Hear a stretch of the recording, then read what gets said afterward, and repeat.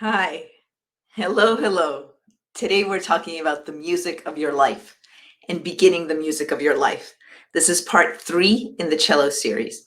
In the first 2 parts, we talked about how to set up that routine. So if you've been with us the whole time, you now have a short meeting with yourself on your calendar, morning, mid-afternoon, and end of the day. You have that short meeting with yourself in which you're asking yourself likely one question or taking 1 or 2 actions.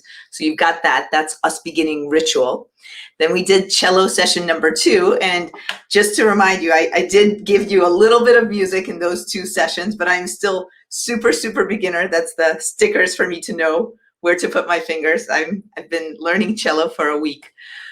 So in session 2, what we talked about is environment. And I had shown you, now of course it's a little bit more messy. It's got a chair and it's got a cello in the background, but that's the chair that I play it on. Session 2 is about sparseness and removing things. So we've got a routine in which we ask ourselves questions. Then part 2 is removing things. So if you want to start something in your business or life, start by removing things. I don't know if I have that little photo here still on my desk. I don't, but it's my stoplight. Start with the red. What are you going to stop doing? So we did sparseness. And now welcome to today.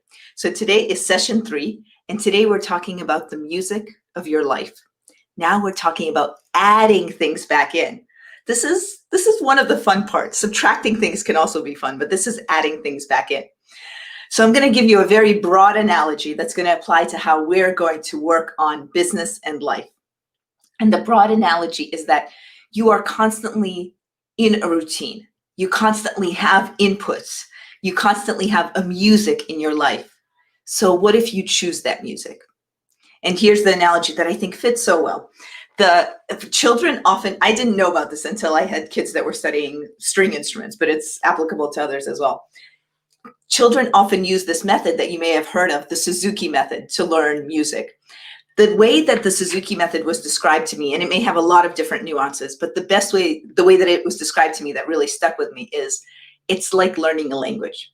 And when you learn a new language, French, Japanese, when you learn a new language, you want to hear it as much as possible.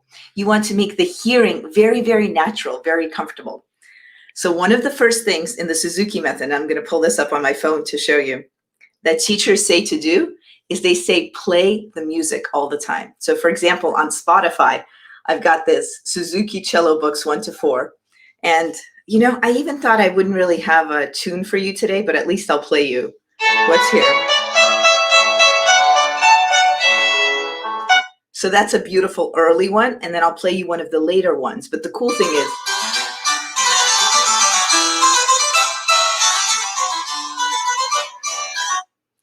that's cool, right? So when you're moving from one of these that has maybe 5 notes to something that's exquisite, and you're hearing that, and you're starting to recognize that language, which is similar to how we learned languages, everything from ball is red to the complex language of reading much more sophisticated books where we're constantly learning. So I love that about this, the Suzuki method. And as you may imagine, my question to you is, what is the music in your life? What is the music in your house?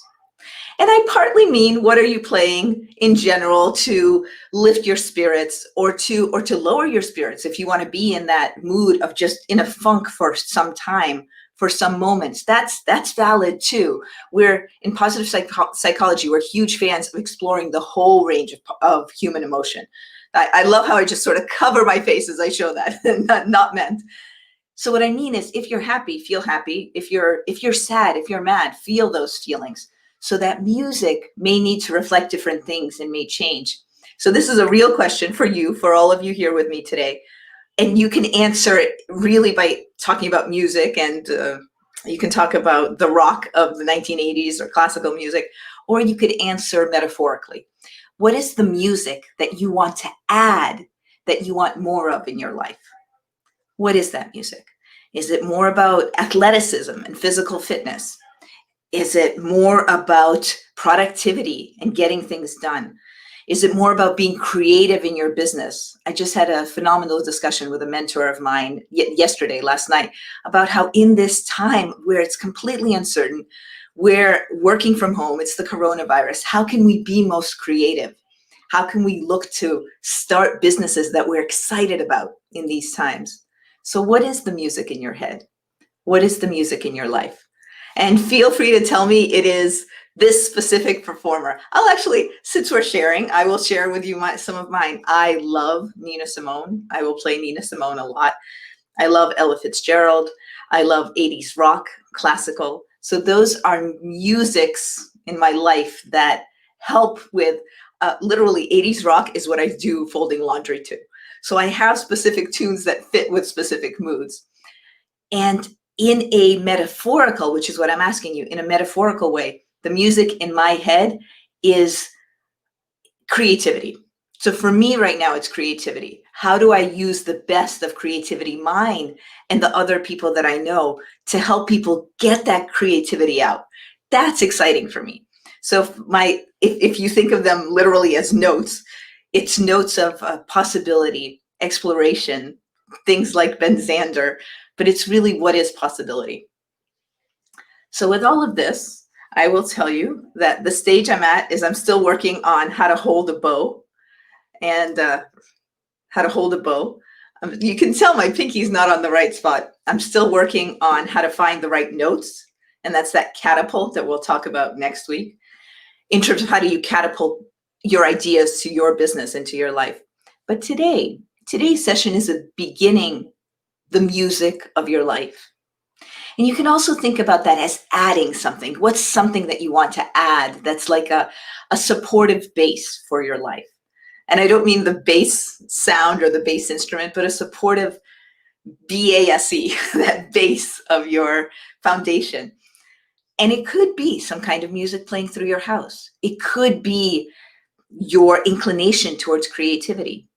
So let's revamp again when we meet next time for this cello series towards us all getting better at business and at life. And so far, just to keep everything on track, we have done beginning the routine, checking in with ourselves, beginning the environment, so creating a sparseness in your environment, taking some things off your plate, doing that subtraction. And now today we're talking about adding. So adding about some music of your life, or adding anything else that excites you, that elevates you, that energizes you, something that works for you to move forward on the goal you want to move forward on. It's been delightful spending time with you. I look forward to continuing this series with you, and I will see you next time.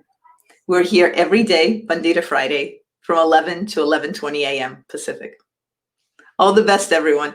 Keep doing it. Keep doing this, playing the music of your life, taking things away, adding things, asking yourself a question a few times a day. And one of those questions that you might be asking is, what is a priority for me right now? What's important for me right now? What's the bravest thing I could do right now? Whom can I reach out to support them right now? Any of these questions is going to work. It's a little bit like starting on a healthy eating system. It almost doesn't quite matter which healthy eating system you choose, as long as you stick with it. So I'm suggesting stick with the sparseness. And by demonstrating that, I'm showing that there's basically only a cello in this room where there used to be piles of things. Stick with the sparseness. Stick with adding something that matters, like the music of your life. And stick with asking yourself that question. That's where we are at this point. All the best, and see you soon.